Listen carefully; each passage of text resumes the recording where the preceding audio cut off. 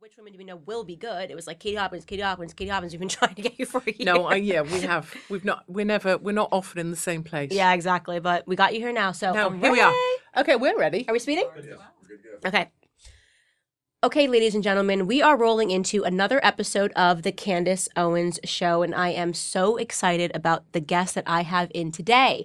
I first saw this person speaking in Palm Beach, Florida, and to this day, I say that the speech that was given remains the most impactful speech in my political career in terms of inspiring me to really get concerned about American politics and the direction in which the American discourse is treading. And ironically, this person is not American, to make me feel so patriotic. Katie Hopkins, also known as the biggest bitch in Britain. I know, it's quite rude. It's quite rude, given that I'm actually kind of small. You are quite small. Yeah, and so I got this kind of reputation for being a monster. And so when people meet me, they're always kind of disappointed by how tiny I am. Oh, that's really funny because when I met you and I was small. I was a small fish in a big pond. You were much, much bigger than me. And I always actually judged people by how they treated me then because some people were incredibly rude and dismissive and other people were so friendly. And you were the nicest person in the entire world. Oh, don't tell anyone. You were I'm so supposed nice. to be evil. You are supposed to be evil. You're blowing this for me, Candace. Yeah, and you actually gave just an incredible speech that really moved me. And at this time, Brexit had not yet taken place, and you talked about sort of just the deterioration of your country over time. You served your country. I want to start there and talk about why you were on American soil, trying to get Americans to realize how important this fight was for the values of their country. So I'd spent quite a bit of time, I guess, on the road years back now, warning Americans to not become like Britain, do not fall as we have fallen. Britain is a long way down a dark road that I didn't want America to come anywhere near. And so I guess when you and I probably first made contact, it was way back then when I'd started warning people, don't become like Britain. And the kind of strangeness of that message is that I'm a massive patriot. I went through university and I was sponsored by the Intelligence Corps. My father says I must have got someone else's offer because I couldn't have got that on my own. And then I went through the Royal Military Academy, Sandhurst, to become an officer in the British Army and was given a 35-year regular commission in the Intelligence Corps. So that was the plan, was 35 years, Intelligence Corps, serve my country. So I love my country. But to get to a point then when you're going to America to warn people not to become like my country is a kind of a journey. And for various reasons, eventually I had to leave the army because I was also epileptic. I think I might be one of the first epileptics to make it through the Royal Military Academy. And I've realised in my infinite wisdom as I've got older, more degenerate and more tired, that actually an epileptic with a semi-automatic weapon might not have been my finest idea in the history of mankind. So I had to leave the military, which I think is my calling, and hence began fighting in a different way. So that fight was then in the media. I became somewhat known because I had worked for 5 years in Manhattan. I lived in the East Village, worked on Madison Avenue. I saw a really brilliant program over here called The Apprentice with Donald Trump. And so when I went back to the UK, I thought, well, I'll go on that show. And so I went on The British Apprentice. I got to the end and then fired our equivalent of Donald Trump, Little Lord Sugar, short man. Never work for a short person. It's one of my rules. So I fired the guy that ran The Apprentice and then I became known. So I started fighting back for my country in the media. And that's, I guess, when our paths eventually crossed. Right. So what were you seeing happening in the UK, in Britain, that made you go, something, I feel like I'm losing my country? What was it? To start with, it was very on the outside of stuff. I had an opinion on many things. And I think unlike other people who want to be liked, that's never really been an ambition of mine to be liked. We share that lack of ambition in that category. I was brought up by nuns. I don't mean I was in like some weird foster home brought up just by people who believed heavily in God. But I went to a Catholic school and was taught by nuns. And one of those nuns told me way back when that one thing you don't want to be is nice. Never use the word nice, and you don't want to be nice. And I took Sister Bede at her word. And so through my early life, I always just said what I thought. I won't ever employ a fat person. I believe the majority of people are lazy. Not enough people work hard enough for what they want. Most people are spineless fools and won't front up to things. I had an opinion on pretty much everything. Parent and child parking. I mean, really, most mothers are incredibly overweight. They need to walk a bit. Don't put them nearer to the supermarket front door. I mean, obvious things. People on planes, fat people, they should be paying for themselves. I have to pay for my luggage. Check your own bingo wings in. I don't want to pay for those. Those were the sorts of opinions I started with. And from there, I became known as that woman that would say stuff to people's faces, like on a good morning breakfast sofa next to a fat lady saying, well, I won't employ you because you're fat and therefore you look lazy. And that's not a look I want in my business. I became known as that. But as I learnt more, spent more time with people started coming to me about their stories, about truths of my country, I changed and things became much more political, much more serious and much more concerning in the realization that the list of things that you could say was getting smaller and smaller, that there was an entire realm of things you weren't even allowed to touch on because it was unspoken and unsaid, and that actually the ability of Islam and a Muslim network to infiltrate all of the scaffolding, if you imagine there's a structure of society, a scaffolding, all that scaffolding to be taken over and in the hands of Islam, when you start to see that happening, that's when I got very concerned. And that's why I started speaking out, like not becoming like us.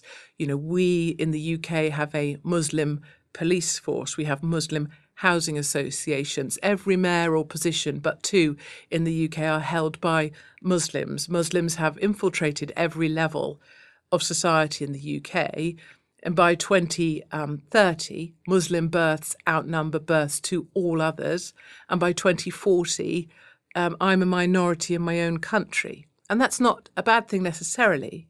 But of course, when diversity means no white people at all, or no people of any other faith at all, where is the diversity there? There is no diversity. Yeah. And it's interesting because we have a similar thing going on here where, while it's not, I wouldn't say a Muslim infiltration, we do have a leftist indoctrination infiltration at every single level.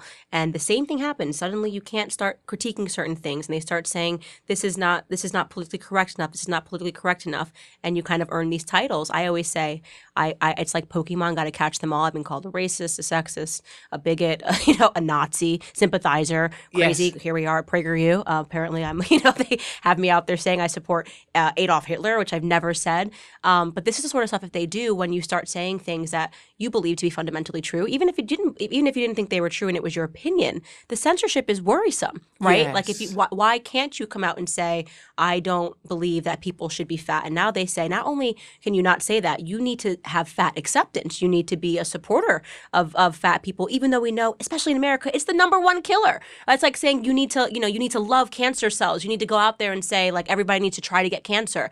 And that's sort of like a weird spot for a culture to be in when you're advocating for people to do things that are going to harm themselves. Yes. I want to start on this fat thing with you because you did something that was absolutely fascinating. And for people that are not just listening to this and are watching it, we are going to throw up an image. But if you're just listening to the podcast, Katie decided to stand by her guns in a way that I find to be absolutely incredible by gaining weight. How many pounds did you gain? In what span of time did you gain those pounds? Yes, so I should preface this with I am really annoying, and my annoying sort of streak is such that I will put my money where my mouth is. So, and that continues to this day. I will show up places I'm not supposed to be. I will stay there and I will annoy people. It's the reason I'm in America right now is because I didn't really take no for an answer when I was told British people are Ebola and are no longer welcome in America. That's the reason I'm sat here right now is because I ignored that. But in terms of fat people always said, oh, you're so lucky to be skinny. Well, it's all very well you criticising fat people. My family are fat. Fat runs in our family. I've got fat bones. I've got fat genes. Fat bones is a funny one. No, I'm going to stick you on an x-ray. You pretty much haven't. You just ate your fridge. And so I decided, I went into a TV studio and said, I know, I'll put on, 55, 60 pounds in 3 months and I'll lose it again in 3 months to prove that fat people are lazy. And they said, yes, done. And within 2 weeks, filming had started, at which point I recognised this was a really terribly bad idea. I did think that maybe, so for me, that's sort of 4 stone in British money, and I'm 8 stone. So half my body weight on, half my body weight off. And I thought in some brilliant Katie land that all of that weight would go on my boobs. And I don't have boobs at the moment. They're very small indeed for those that aren't watching this visually. From a podcast perspective, imagine some very small boobs. This podcast is going places we never thought it might go. But let's roll with it.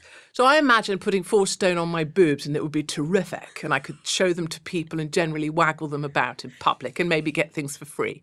Anywho, what actually happened was that all of the weight went on from just at the top of my rib cage to just above my lady parts in a very unattractive and unseemly large bump that people mistook for maternity and pregnancy. And my face ballooned to 8 times its normal size, and it's already quite large. So I became a spectacularly ugly individual with a humongous tumour-looking like growth just below my tiny boobs. And all for trying to prove that fat people are lazy, which indeed I suppose I did. I just ate and ate and ate and ate and got fatter and fatter and fatter and more disappointed and depressed and loathing of my life. Right. I mean, I just can imagine like what that did to your mental, because I'm big into working out, and if I go a month without working out for any reason, like I had to get a surgery back in January, so I wasn't allowed to work out. And when I say I felt depressed, and I can't imagine on top of that eating and gaining weight. I mean, you must have just been emotionally on the brink. Yes, and I think that's, I sort of trivialize it, but in many ways actually the learning of it was brilliant, because the simple fact is I wasn't allowed to tell people what I was doing. And the thing I wanted most of all was an excuse. I wanted to say, oh, I'm doing this for a show. So it's not real. I'm not really fat. And of course, what does every fat person want? They want an excuse. So I was being just like them. I wanted to excuse it away, whether you call it, oh, it runs in my family or I've got big bones. I wanted to say, I'm doing a TV show, so it's not really me. I'm not really fat. So I got that. I got how horrible it is to even try and get dressed. Like when women struggle with, even some women to even leave their front door is a struggle because they don't feel good about themselves. Well, that's precisely where I was as well. And I think you see the world differently. So I remember walking past stores where before I would have run in, grabbed something because I like that stuff in there. I'm not really big on spending ages buying clothes. So I would run in, grab it, and out you go and maybe try it on in the store. You look at those stores when you're a fat person, and there's no way you would go in that store and try stuff on because the mirror's right there in the middle of the store. People can look in and see you trying stuff on.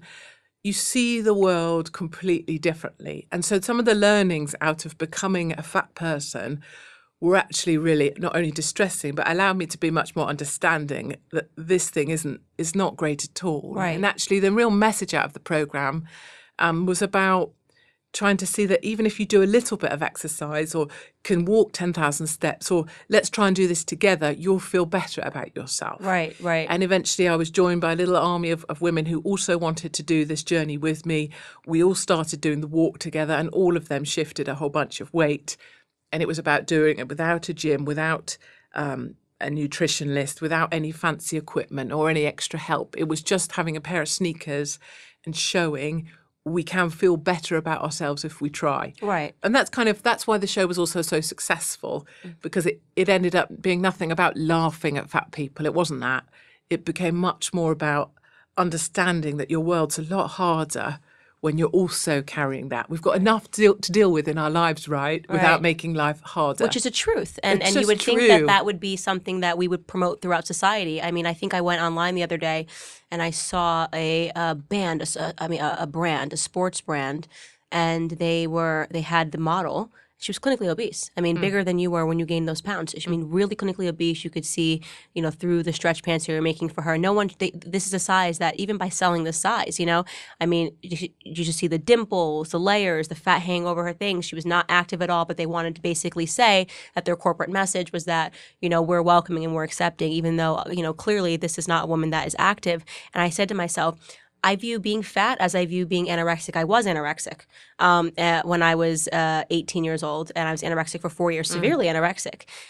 You should not be promoting either. No. Both of these are unhealthy, but you would never see a society that says, be anorexic acceptance, right? You say you need to get help. When you see a girl with ribbon bones, she needs to get help.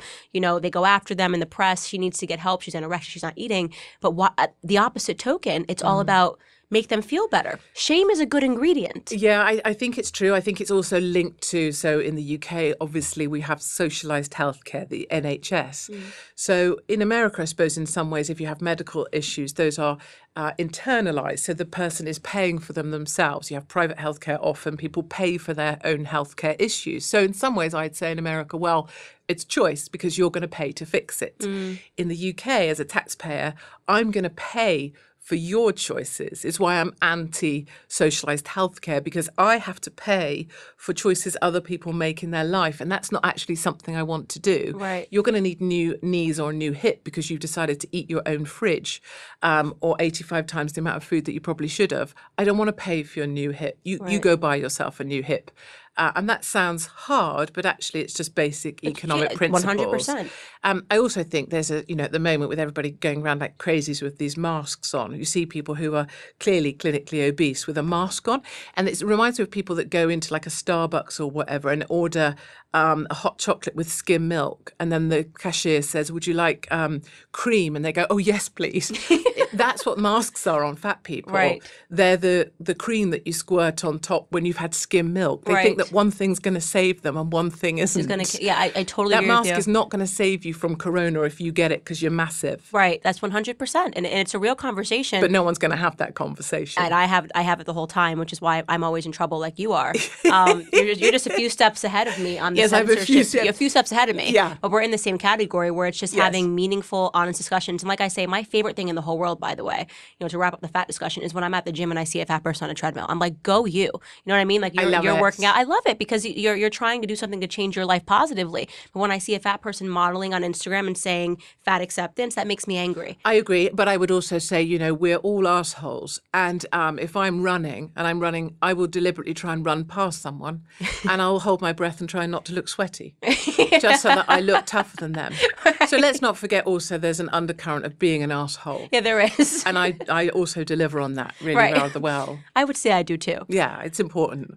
How did you get censored from Twitter? You've been censored quite a bit. Sometimes people, I don't want to hear her speak. How do you get censored? Well, I suppose the sort of longer bit to this, and I'm going to do it in brief, is that because I became known, because I became then a very annoying person that did things like put on weight to prove fat people are lazy, I then ended up with columns in the national newspaper. I was a columnist for Mail Online. I had the show on radio, LBC radio show on a Sunday that was the most listened to radio show on a Sunday for commercial radio. So I became a kind of regular face and voice in the mainstream press. I was the mainstream kid. But over time, as I became more aware of the truths of my country and others, and travelling specifically with migrants across the Med, or travelling to places other people wouldn't go, the jihadi capital of Europe, Belgium, I spent a week there in a burqa, uncovering some of what was going on there. I became that person, and that person with a big audience had to be silenced. Because I was now going against many things in the establishment, certainly against the leftist Labour Party, the Muslim Council, the Board of Deputies, Jewish organisations. Big players were involved in having me removed. The chief rabbi was involved in having me removed from my Mail Online column. So, but one by one, I lost all of those things. I lost my column. I was removed from my radio show. And eventually go on a few years and we end up with 1.1 million followers on Twitter. You'll know how Twitter works. You end up with a much bigger following, but they can't be seen to follow you. So they stalk you via Google. Crazy. And I became that person that couldn't be shut up. And in some of my more recent activities, I dressed up as a Black Lives Matter protester, which is essentially dressing like an arsehole, looking like a vegan that you wouldn't want to sit next to at a wedding. I dressed as that lady and went to the Black Lives Matter protests. And that stuff on Twitter obviously flew. And that's why that was the point at which I was removed from the platform. Black Lives Matter. It's incredible how many people lost their platforms for speaking out against Black Lives Matter. I would have definitely been in that category had it not been for the fact that I'm Black. Yes. So it's a bit trickier spot for them to censor me on the basis of my racist views. Yes. When I'm and that's the tricky spot that I put the left in, is they don't know quite how to stop me out. Where it's very easy. You've got blue eyes, blonde hair, and you're white. You're evil. I don't know how it would work if we did a swipper, or if I could become a black lady. If I was a black Katie Hopkins, I think everybody's like, oh my Jesus. Don't know what to do with this. Yeah, we thought 2020 was really shit, but this is a new level thing, like a black Katie Hopkins. How are we going to shut her up? Exactly. So yeah, I think it just, people ask me, well, why did you get banned from Twitter? And you can't go for a rational argument. No. There was never one. Well, being white. Yeah. So you only can say that you ended up with too much influence ahead of a US election. Trump had retweeted me, and last time he retweeted me, they took my PayPal. This time they took my account. It's something, they take something every time. Right. But I think what's weird probably for an American audience is just how, about cancel culture, about people losing their jobs. But I guess for me in the UK, things are more stark. I feel very free still here in America. I feel emotional at American airports because I love it here and I love what you have. Whereas in the UK, I am now a target, certainly a physical target. I know you relate to that.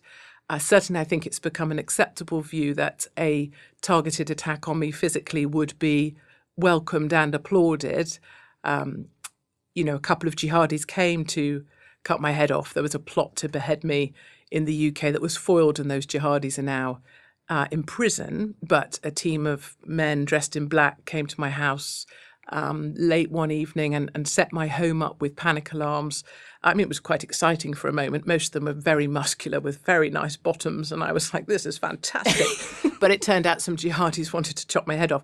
And they told me that should someone come into my home, they didn't give me the details, I should run to the top floor of my house, shake this panic box, and the police would come.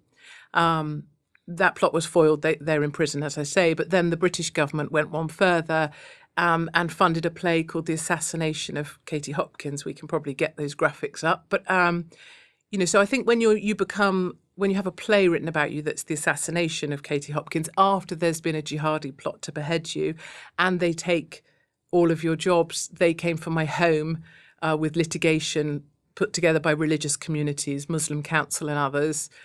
So my family home had to be sold to get rid of the litigation against me. I now own nothing and have nothing. And then they come for your children. So my children are reported to social services to try and have those removed from me. So I think that the story, I suppose, in the UK, that is the darkness, is that when they come, it's not something flippant that is cancel culture. It is taking you to the point where I truly believe they will only stop when they find that you will swing from a tree. Mm-hmm. And so my fundamental commitment, and it helps to have children, is not to let them win that. Right. And so I will not swing from a tree. Right. And so that's cancel culture. You're getting a sense of it here in America. But the darkness is far darker. Well, there's a quickening of it, I think, now in America. And as you're saying this, and I know what the argument is like, again, different countries, but you are correct that there's a dominant Muslim structure. It's shocking when you're in the UK. But also, I think here we're seeing the early seeds of a dominant Black Lives Matter culture. Yes, you are. And that, I mean, obviously, it's especially trippy for me to see because I'm a part of the Black community, so I can operate under the radar. When I see what is allowed and sanctioned, the outward racism, chasing white people down in the streets, videos of people demanding in restaurants that white people put up a fist and say Black Power or get shouted down, burning, looting businesses, and the sanctioning of it, meaning, Target gets burned down, and as opposed to coming out and saying, this is wrong, the corporates decide to issue a statement saying, we understand. Yeah. Right? And I saw yesterday, in the news, it was just a video of them going door to door in the suburbs, telling them to evacuate their homes because they were going to burn them down. And all of this is somehow being sanctioned by the leftist media, the the schools, the institutions, right. And I think to myself, what you're talking about could happen very quickly here. Here, yes. It unravels very quickly. Yes, it is a sort of, we're going down this sort of spectrum. It's almost like a linear scale. Right. So we may have it from the fact that we're being taken over by Islam. Yours is certainly a destabilization that's coming down the leftist Black Lives Matter route has provided the cover for that. Right. And as you rightly point out, many people will have seen the footage of the Black Lives Matter mob, mostly white individuals actually threatening diners outside saying, raise your fist. And I think if people watch those videos again and observe, the actual problem there for me is not even so much the mob or the aggression of the mob. The problem for me is the white guy sat next to the two who raises his fist. Yeah. Because what he's doing there, he's not at all with Black Lives Matter, probably. He's protecting himself. And the willingness of individuals to ally themselves with the thing that will hurt you in order to preserve your own safety for a limited period of time is the very thing that is our weakness. Right. And of course, in the UK, we see that with our Jewish communities, leftist Jewish communities who ally themselves with the Muslim Council and Muslim infiltration, believing it will save them. And history has taught us, surely, that allying yourself with the thing that will harm you will not save you in the long term. That's correct. And so that gentleman, to me, in all of that footage and all of the mayhem, it's the gentleman with the moustache. Not only should white men who are overweight not have moustaches, I mean, that's clearly a ridiculous moustache, but him raising his hand. And what puts the fire in my soul is that if I had only been there. Right. I said that too. It happened where I live. I was like, where was I? Why wasn't I there? I mean, I would have stood in front of them. Wouldn't you? I would have, and I would have screamed, and I would have just been like, are you kidding me? For eating and being white. That was their crime. They were eating and being white. Wouldn't you dream of being there? I just hope it happens it to me. It will. Yeah. It will come. I hope I'm there. The main message to people, is it's not fight. It's not people say, well, they would have had their teeth knocked out. It's not that. It's stand. The minute that starts to happen to you, please stand. Because when you stand, you will feel the power come to you. And even by standing, you are now a more dominant force. Right. So stand. And that's it. That's why I'm here. That's why I'm here now. It's about standing and keeping standing. So the minute I bounced in from cleansing myself of Britain in the Bahamas, Barbados actually, I went straight to Skid Row and filmed in Skid Row, because that's how we stand, is go show people what they're going to get. Go show stuff that American journalists seem to be too idle to go show.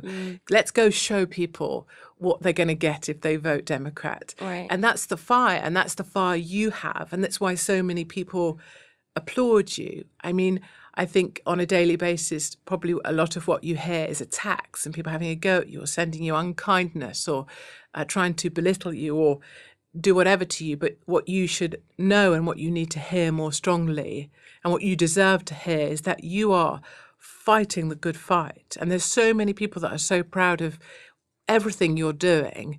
You're vital right now in this fight. Yeah. And that's always what I hope for you, is to be able to amplify how important you are. And I'm sure your audience feel that way about anyone you. that tells the truth, and that's, I mean, what you're talking about in terms of saying like the person that stands by, eventually they're going to come eat you too. Exactly. They just don't understand that. And I'm not sure if they do it because they think this will protect me, which might be true.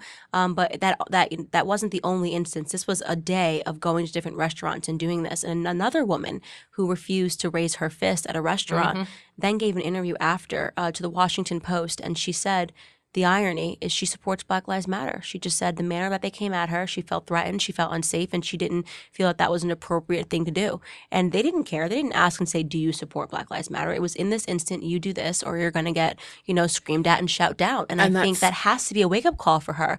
What are you supporting? If you think that you're going to be safe at the end of the day, if you think that they care how you vote or who you support when they're burning and rioting your neighborhood, like there's something you can post that lets them know you're with them, they don't care. Yep. We're talking about a radical group. This Black Lives Matter, Antifa, this is a form of jihadism. You're throwing Molotov cocktails. What is that in America? So true. That's not a thing in America. Molotov cocktails have never been a thing in America. And now they're a thing. They think that, that I've seen or heard in Minnesota, stories of people who have these lawn things that you can push into your lawn, don't you? Banners and things, right. Political banners. They have Black Lives Matter ones, and they're putting them onto their lawn, not because they're with Black Lives Matter, but they're looking to indicate to people that they are with Black Lives Matter in order to try and protect their property. Right. Same for restaurants and, Right. and various businesses that you just put it up and And I hope guess that... the honest question there is, okay, so when things go wrong and people start attacking your home, who are you going to call? And not in a sort of Ghostbusters reference way, but who are you going to call? Because you're going to call law enforcement, surely. So make a decision now. Are you with Black Lives Matter or are you with law enforcement? And when someone attacks your home, are you going to call Black Lives Matter for help, really? And so, my next mission, I think, is probably headed towards Minnesota. There's a few lawn signs that I'll be switching over, I think, when I arrive there. I love it. So it's coming. What exactly happened when you posed as a Black Lives Matter protester? Well, I mean, crazily enough, so I'm there in I use my Meghan Markle wig, actually, a wig I have for my Meghan Markle impressions just to annoy the left. But so I had that on, I had a very sad anorak on, and there's a lot of these sort of white allies that they shop in Whole Foods. They definitely want to remain. They would never Brexit. And now they're going to, I'm white, I stand. What is it? I don't understand, but I stand. So you have to sympathise. I'm so sorry for being white and being here. I don't understand, but look at me, I'm on my knee and I stand. George Floyd. They're that sort of ridiculous level of white person. I mean, for God's sake, get a grip of your spine. So I went along and there was a few of those white people going, oh, I don't understand, but I apologise. And one of them, actually, she had to go home, presumably violin lessons or Spanish lessons for her children with the maid. I don't know. She gave me her sign, which was perfect. So I had this sign that then said, I don't understand, but I stand. So I was doing that. So I'm there being a Black Lives Matter protester watching this lot because I want to, I'm genuinely there because I want to understand them, because if you understand them, you can talk about them honestly. And that's all I ever want to do is talk honestly. And I can't bear people who sit in their lounge speaking to themselves, which is majority of male reporters or columnists or commentators from what I can see. Get out of your lounges, you spineless fools. Anyway, so I'm there. She gives me my sign. I'm there. And there's signs going up with these Black Lives Matter guys, big kind of tough-looking guys. And there's my name on their signs saying, Katie Hopkins is the problem. Katie Hopkins, go get Katie Hopkins. So my name is on their signs because I'm kind of, a target in the UK. And I'm there pretending to be this scared white person. And anyhow, then it got out, because after I'd cleared the area, I posted social media and it got out that I was there. They believed I was still amongst them. So the hunt started for my skin. And I'm like on the train home watching this unfold. But I guess my learning was that Black Lives Matter was a fundamentally flawed thing in the UK. Not only George Floyd was on the other side of the Atlantic, so let's not pretend he's our brother. To your point, he's not the second coming of Christ or Martin Luther King either. And then it was funny because they all massed, and tens of thousands of them massed. It was a well-mobilised event. But when they all got to where I was, being a spineless white person apologising for being white, they didn't know what to do next. So they did the silence. They went on their knee. Great. And they said, say his name, George Floyd, say his name, George Floyd, say his name. And I thought, well, it's getting a little bit repetitive, darling, isn't it, at this point? And then eventually they all went and looked round. And the truth of the Black Lives Matter movement is it doesn't know where it's going.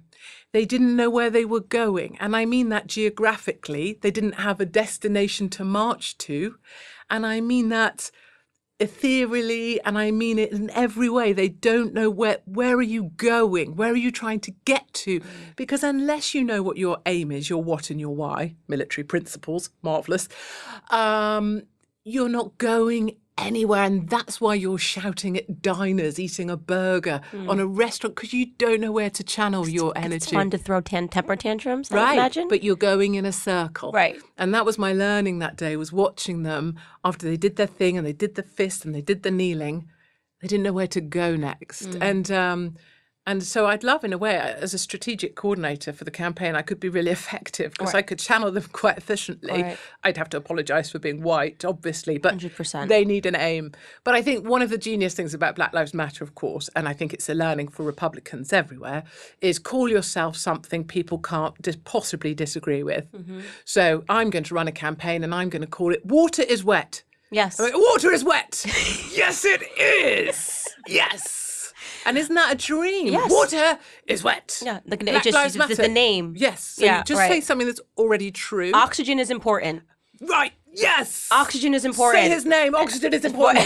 Say his name. Oxygen is important. So say something that people have to fundamentally disagree with. And then I would do a physical reenactment, but I think cameras will kill me. Do something that's dramatic. So taking a knee. So if Republicans are going to go one better than Black Lives Matter, maybe we can prostrate ourselves on the ground. So when they're kneeling, we go lower. Right, yeah, right. Huh? Just lay flat on the ground. I'm going to have to jellyfish. I know this is going to be problematic. I don't think. So right, so they all go on their knees, and then we just do this. And we say, water is wet. And then that looks very important. Yeah. We lie down. Yeah. It looks more important because if they're on their knees and we're just laying like flat. Yeah, planking. Yeah. So like go physically one lower than them. And then you just go, that's an important movement. Right. And then if you want to do your oxygen one, you could go subterranean. So you dig a little trench. Just keep going physically lower till you win this friggin' thing. It's so foolish. And people fall for this stuff. Oh, they do. People fall for this stuff. And it's so funny to me how many people say they support Black Lives Matter and they've never visited the website and seen what their goals are, which have nothing to do with Black lives. I mean, it's incredible. They use the face of George Floyd. They use the face of Breonna Taylor. They use the face of a ton of other criminals, Black criminals, which is amazing that Black criminals are now like, it's a good thing. You have a lot of potential to score millions if you're a Black criminal. In a bizarre, if you just are a Black criminal and you have a confrontation with police and you resist arrest and do criminal things while they're trying to arrest you, you can score millions for your family. It's so true. Isn't that what a bizarre world we live in? Breaking news. If you don't want to be shot by the police, maybe do what they're asking you to do. And then that's controversial now. I know. I'm so racist for saying that. So I can't even how believe dare myself. you? It's hard. We can't do that. I would censor myself, but I've already been censored from everything. So... And I say it all the time. It's such the bigotry of low expectations. Like we can't listen. We just cannot follow simple instructions to not further. But I mean, you can box a police officer, like we saw with the Ahmaud Arbery case, where he was literally boxing a police officer, took the police officer's taser, fired at him. And they still donated to this guy's family. I would love to get these spineless white people. I'm picking on white people on purpose because I spent time with them at these protests. I would love to dress them in a police officer's uniform, put them into, parts of New York now, or put them into parts of downtown now, and say, right, see how you go. Try feeling. It's a feeling. Feel that fear. You go feel that fear with that uniform on, knowing that you're a target in the way that physically you're a target here to some extent. But certainly I'm a target in the UK, just to show my face. Right. Feel that fear and feel that coursing through your body. Now start to speak about how you feel about the police. And that's it's a sort of always we can be guilty of shouting a lot and repeating ourselves on our side. But the most powerful truth of everything we do is that it's to do with a feeling, and if you can help people to feel what it's like the Skid Row thing, help people to feel what that's like to be on that pavement with all those people who've nothing and no hope and are out of their minds. Where are Black Lives Matter for these Black people? You can just ask them the quiet questions. I agree. Because our message is actually a lot softer. And I also know that our side has a lot more humanity to it and a lot more caring. And that's actually a very lovely thing. Right. And I think Melania, actually, with her talk at the convention, the RNC, she did a really nice job of that. She did. And I think that's the truth of our side. And perhaps we've lost a little bit of our way with that when we shout a lot. Yeah, I agree. I totally agree. And there is an element of compassion. I think we've become too common for us to say facts don't care about your feelings. And I always say to conservatives, but the feelings don't care about your facts, right? So you need to make people feel something. You have to feel You have to be a little more empathetic and compassionate, and then that's really how you get people to transform. Exactly, and it's one of my challenges to our side. Is, if you're a speaker on the circuit, I'm really thinking more about middle-aged men here. If you're a speaker that's always being booked for speeches, my challenge to you is, did you write that for the room? Did you think of something? Did you go and do something to feel it, to tell the room? Or are you giving them the same speech that you gave last week because you know you can get away with it? And my message to you then is, be much better than that. Because lots of people would love the opportunity to speak, and lots of people, I'd love to have more platforms. But if you're going to be invested in and given the spectacular privilege of speaking to a room, invest in that privilege. Tell them something new and don't repeat yourself. Right. Bring them something you've just seen or done. A different experience. Yeah. Make people feel something. Right. Yes. Yeah. So you were telling me earlier, which I had no idea, that you were epileptic. Yeah. How does that play into everything? I mean, it's just fascinating. I never knew this. I've known, I've followed your story quite a bit, and I never knew that you had epilepsy. I know. It was my secret. Yes. So one of my many secrets, one is that I'm actually a man. No, I'm not. People usually call me. So when people are being mean, obviously, they're terribly mean about my nose and things. Like I call myself the human sundial just to try and laugh back in their face, get called horse face, whatever. So then when they're accusing me of being trans, because obviously that's funny if you're saying it about me, but obviously we have to respect it if you're actually trans. Right. I'm not actually trans. I deviated off the epilepsy starting point, didn't I? We're getting back there. We're going to come round. Takes a while. We're going to come back. So I was born not with epilepsy, but by about 18 I was having fits. But they were like pauses. Like initial epilepsy is kind of weird. So you can have these things, petit mal, little bad in French. And it's you just sort of, you're there and then you pause, then you come back and people say, you all right? And you're like, oh, I'm fine. And I got used to hiding it. Oh, I'm fine. I'm so fine. I wasn't fine. And I knew I wasn't fine. And then I was determined I was going to be in the military because I was going to fight for my country. And I knew you couldn't be epileptic and fight for your country. So I hid it. And I hid it in every single element of my life for 20 years. Wow. Every job I tried to get, I didn't tell anyone, even through the academy until I had to be removed, because I knew it was a weakness and I wouldn't admit to a weakness that if I wasn't going to get a job, fine, no problem. But I didn't want to believe I might not get that job because I was epileptic. And so I would hide it.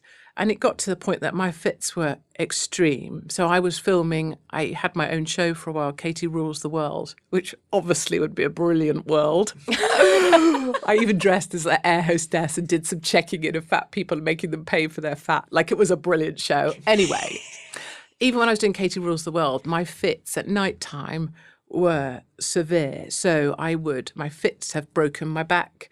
They would dislocate my arms. And that's why, so I've had my arms reattached. I'm kind of like a bit like Terminator these days. But so I had them sewn back in, but I dislocated one or both of my arms 45 times. They would dislocate with my fits in the night. You mean seizures? Seizures, yeah. Then go to ER, have your arms relocated, and then present in the morning as if I was normal. And I lived that life for a very long time. And then it got to the point where a fit was going to get me. So that was the prognosis, a seizure, sorry. Within 2 years, a seizure would end it. There would be no more. And so every morning, actually, for 15 years or so, I would text my husband. My husband changed. I had 2 husbands, but I would text my husband and I'd say, I'm still here. And I'd text my mum, still here. And I'd do that every morning because... and luckily, I ended up getting a surgery. So there was a massive fit that sent me crashing to the floor in the middle of the traffic in London. And that's what gave me the courage to go and have surgery. And then that's what led to me being cured. But because we have socialised healthcare, the wait list for my surgery was 3 years and a fit was supposed to get me in 2. So when I'm trying to find for an amusing anecdote as to why socialised healthcare and queuing and rationing isn't so great. But anyway, the thing I wanted to show you, because it's a secret you don't know about me, right? Yes. How grossed out are you? How easily do you vomit? Not very. Okay, so virtually nothing. I'm gonna get you to come here. Okay. So the idea is that you put a flat hand on here and then feel there. Oh my goodness. So now I'm gonna get you to push here and then feel. Can you feel that move? Oh my goodness. That's Is my that your brain. Yeah. Oh my goodness. So I was just. I've never touched a brain before. You have now. That is incredible. I mean, obviously, it's a massive brain because I'm a Republican. So, like, if it was Democrat brain, it'd be like... Yeah, so I'm just going to describe that for people that are listening and not watching. Oh, yes, of course. It basically, it feels like a ditch. It's a ditch in her head. And it's like an egg, a boiled egg. Yes, it's a ditch. And then within that ditch, you can just feel her brain. So it's mushy. Yeah, and then if I squeeze my stomach muscles, which is what I've never touched a brain before. That was like... Now you have. That is so cool. So, right. So I'm assuming they couldn't replace the skull. Yes, and that's the really annoying thing. In fact, does this lift off? Is there something terrible in there? Let's try it. I don't want it like it, in terms of props and PragerU. Yeah. Oh, look. I didn't know there were treats It's in a there. dead hamster. Yeah, and someone's apparently eating all of the treats in the middle of this table. Who left a dead hamster in the Candace Owen podcast? How inappropriate. A leftist. Anywho, this actually fits perfectly. Right. So this is what I need in life. Fascinator. I know. This podcast has taken another Yeah. peculiar turn. But that's essentially the bit of skull that we didn't line that up, did we? I promise it does fit. That's my skull that I'm missing. That is incredible. I know. So what? So they just normally, I guess. So how rude. do you replace a skull? No, you do. That's the point. So when they go in with a circular saw, I'm feeling I need to sort of message your podcast people listening. I feel like we should tell them. That was good. I feel like they need to go and find the link to watch this visually. Right. Do you see what I'm saying? Right. I'm just feeling podcast people are going to miss something. Right. You're going to have to watch the YouTube. We're going to have to find we're going to this. have to. Yeah. Anywho, so they go in with a circular saw. They chop off this bit of my skull. Right. And then I'm thinking like in the surgical room, they put it on a shelf, right? Like that. Okay, good. There's my skull. Then they went into my brain. They found the tumor thing.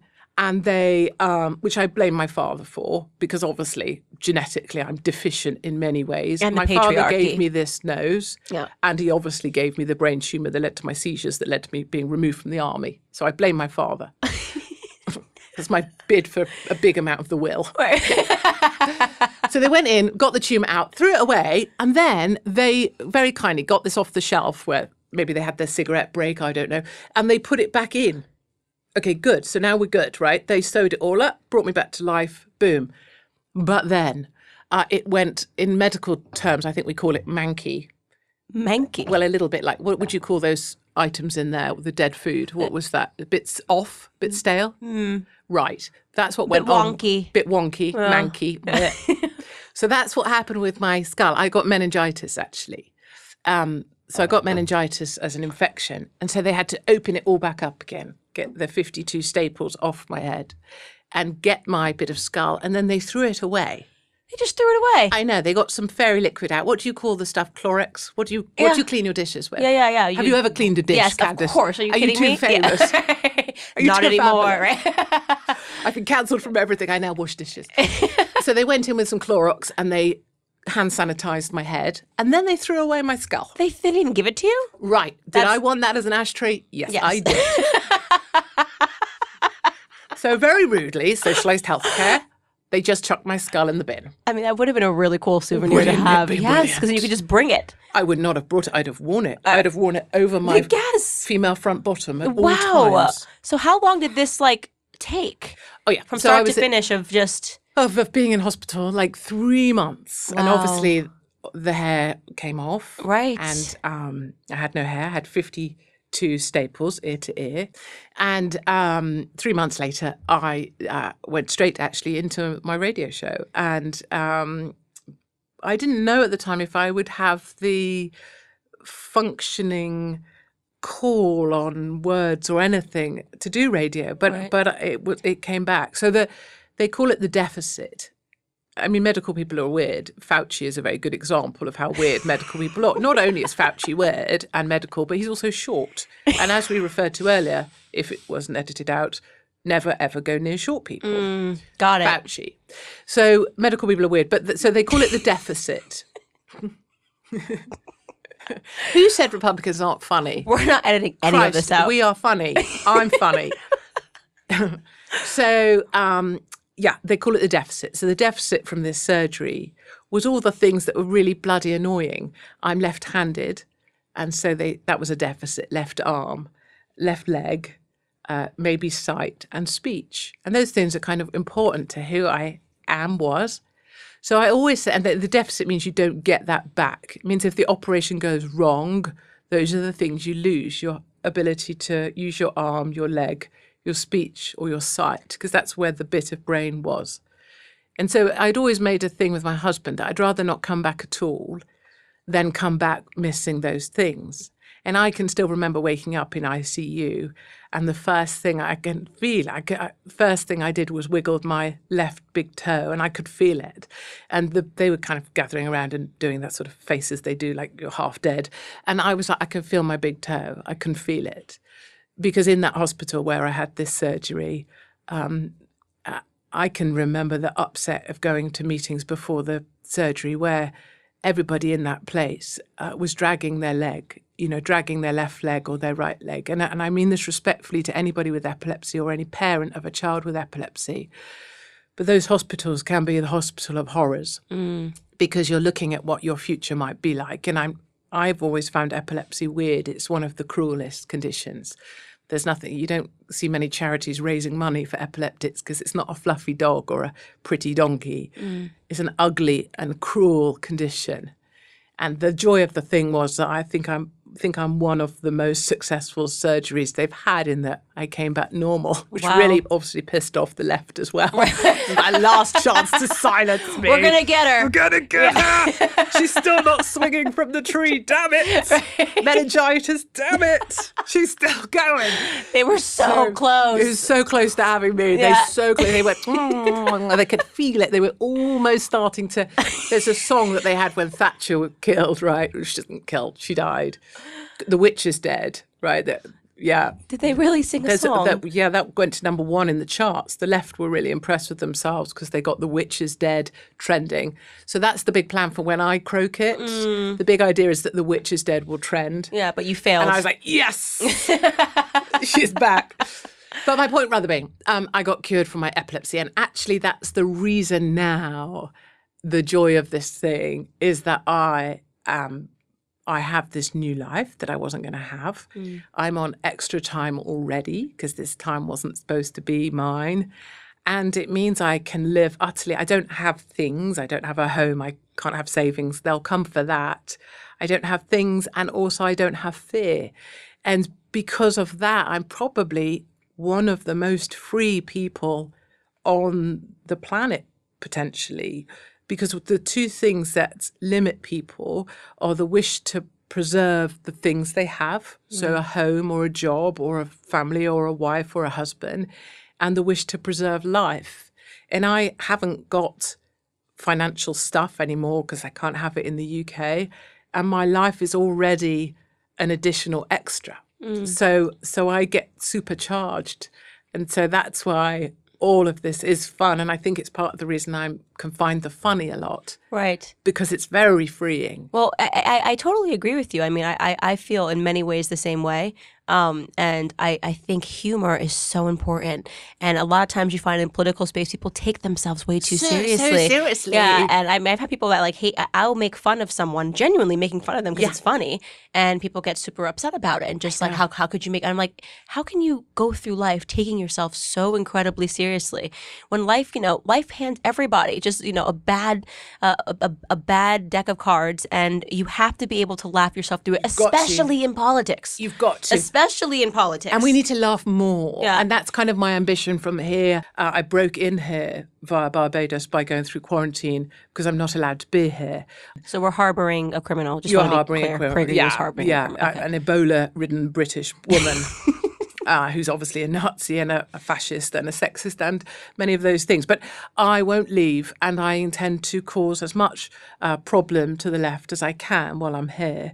And I intend to do it as well with a sense of fun, because there is much to laugh at and with. We need to laugh at ourselves much more. We need to laugh at the things that threaten us, like Black Lives Matter. Water is wet. Just shout back at them. Lie on the floor. Prostrate yourself more than they can kneel. And I think by humour we win. Humour is one of the most powerful tools that we have. Well, I can wrap by telling you, Katie, that I am an ally and I don't understand, but I stand with you. Okay? Oh my God, never apologise for your blackness, and I won't apologise for my whiteness either. I'm so sorry for being black, and I don't understand, but I stand. So we actually wrap every episode by allowing you to leave a face message with the world. So you're going to look into this camera and just say what's on your heart. Like, why are you here? What do you believe in? What is your point? Why are you here? What is your damn How point? are you here with half your skull missing? Just leave it for our audience so they can understand. On your mark, get set, world, I give you Ms. Katie Hopkins. So I think one of the things that's really important right now is the sense that people have never felt so lonely. People have never felt so on their own. You've been uninvited from things. You have family members not speaking to you, asked to find another synagogue, perhaps. Some of your own family no longer wanting you to come to events. And I'm here to tell you that none of that's true. I'm here to tell you that you're not on your own. You couldn't be less lonely because we are many. And we are strong in number. And when we stand together and we roar, our voices really are heard. And I can say this to you personally, if you're an American, is the reason I'm here in your country and I've broke into this country is because I need you. Because we are looking to you for hope. We need you to stand up for all that is bright, and you are fighting for the light. And Europe looks to you for hope. And together, we will make a last stand for all that is right. And my final plea is that if you don't do that, if you don't stand and fight, I will come and find you. And I have a special set of skills, and I will take you down. And that is my promise to you.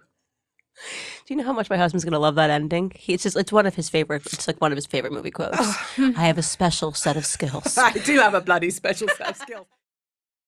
Thank you guys for watching the latest episode of the Candace Owens Show. I hope you guys enjoyed the conversation as much as I did. As many of you guys already know, PragerU is a 501c3 nonprofit organization, which means we need your help to keep all of our content free to the public. Please consider making a tax-deductible donation today. I would really appreciate your support.